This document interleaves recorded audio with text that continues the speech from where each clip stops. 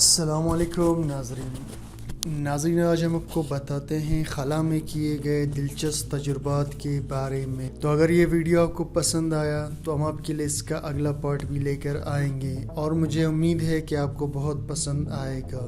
میں ہوں ڈاکٹر حبیب الرحمان اور آپ دیکھ رہے ہیں انٹرسٹنگ ورلڈ آف سائنس۔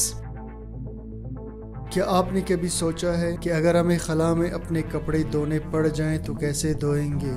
تو چلیے میں آپ کو بتاتا ہوں۔ خلا میں ہم کپڑے دھو ہی نہیں سکیں گے۔ آپ ذرا اس ویڈیو کو دیکھیں، کپڑے میں پانی آپ کسی طرح ڈال بھی لیں گے، مگر پھر اس پانی کو نچوڑنے پر پانی نکلے گا نہیں۔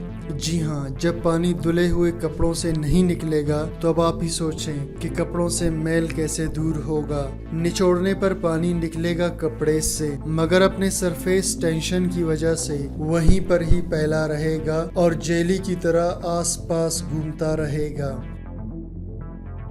اگر آپ کسی انسان کے پیر میں رسی باندھ کر اسے اس طرح گھمائیں جیسے آپ ویڈیو میں دیکھ رہے ہیں، تو وہ انسان ہمیشہ اسی طرح سے گھومتا رہے گا، لیکن اسے کوئی چکر نہیں آئیں گے، کیونکہ وہاں گریوٹی نہیں ہے، جس کی وجہ سے انسان کا بیلنس خراب نہیں ہوتا اور چکر بھی نہیں آتے۔ آپ خلا میں پانی کا گیند بنا کر اس سے پنگ پونگ کھیل سکتے ہیں، تو حیران ہونے کی ضرورت نہیں، ہم آپ کو ابھی دکھاتے ہیں۔ خلا میں آپ پانی کا قطرہ چھوڑیں گے تو وہ اپنی شکل میں خلا میں تیرتا رہے گا۔ اب آپ اسے کسی ایسے سطح سے ہٹ کریں جو پانی کے لیے کشش نہیں رکھتا ہو، یعنی ہائیڈروفوبک ہو، تو وہ پانی کو ایسے پھینکے گا جیسے پنگ پونگ کا گیند جاتا ہے۔ اگر آپ اس پانی کے قطرے میں فزی ٹیبلٹس، جسے ہم وٹامن کے ٹیبلٹس کہتے ہیں، جو پانی میں ڈسپرین کی طرح حل ہو کر کاربن ڈائی آکسائڈ پیدا کرتے ہیں، اسے اگر آپ اس پانی کے قطرے میں ڈال دیں تو اس پانی کے قطرے میں ڈلنے کے بعد یہ حل ہونا شروع ہو جائے گا، اور حل ہونے کے بعد یہ پانی کے سائز کو بڑھانا شروع کر دے گا، کیونکہ اس کے اندر جو کاربن ڈائی آکسائڈ گیس پیدا ہو رہی ہے وہ پانی کے اندر ہی موجود رہے گا، یعنی پانی کا گیند بڑا ہوتا جائے گا۔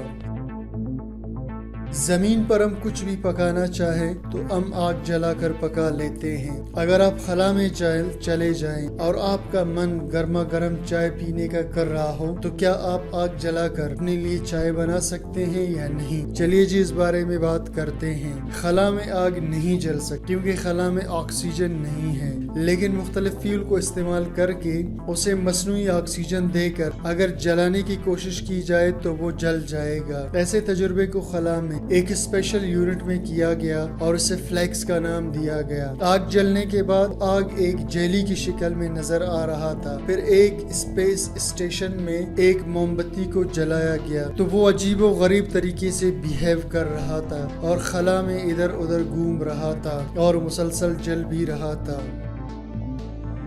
خلا میں اسپیڈ، ہم نے بہت سے ویڈیوز میں دیکھا ہے کہ سیٹلائٹس اور اسپیس اسٹیشن خلا میں سفر کر رہے ہوتے ہیں اور بہت آہستہ آہستہ رینگتے ہوئے جاتے ہوئے نظر آتے ہیں، مگر آپ کو پتہ ہے کہ ان کی رفتار کتنی ہوتی ہے؟ تقریباً 28,000 کلومیٹر فی گھنٹہ۔ جی ہاں، 28,000 کلومیٹر ایک گھنٹے میں یہ سفر طے کرتے ہیں۔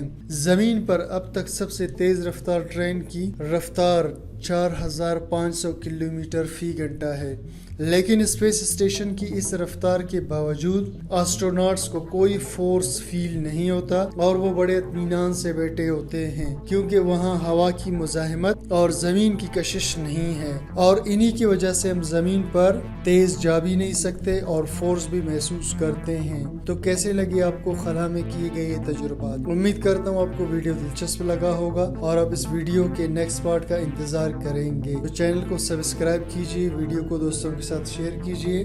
ملتے ہیں نیکسٹ ویڈیو میں۔ اللہ حافظ۔